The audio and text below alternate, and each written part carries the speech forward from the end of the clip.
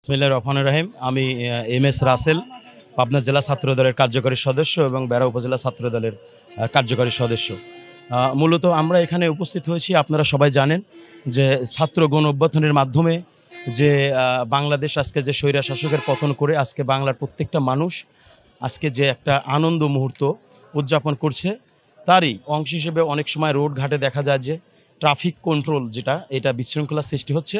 আমরা যারা ছাত্রের সাথে জড়িত ছিলাম, আমরা যারা ছাত্রদল করি, বাংলাদেশে যে একটা সুন্দর সুষ্ঠু পরিবেশ তৈরি করার জন্য আমরা ছাত্রদের উদ্যোগে কাশীনাথপুর বাজার, আপনারা জানেন, একটা খুবই গিঞ্জি এরিয়া, যেখানে ট্রাফিক কন্ট্রোল সবসময় ট্রাফিকরাই করে থাকে, অথচ এখন বাংলাদেশের পুলিশ প্রশাসন হয়তো তাদের পক্ষে একা সম্ভব হচ্ছে না। তাই আমরা সবাই ছাত্ররা যারা আছি তারা সবাই মিলে আর কি আমরা পুলিশদের বা প্রশাসনকে সাহায্যার্থে আমরা কাশীনাথপুর যে ট্রাফিক কন্ট্রোল, এটা আমরা ছাত্রদের মাধ্যমেই সুষ্ঠুভাবে করার চেষ্টা করছি এবং সাধারণ জনগণ যারা, তারাও আমাদেরকে স্বতঃস্ফূর্তভাবে সহযোগিতা করছে।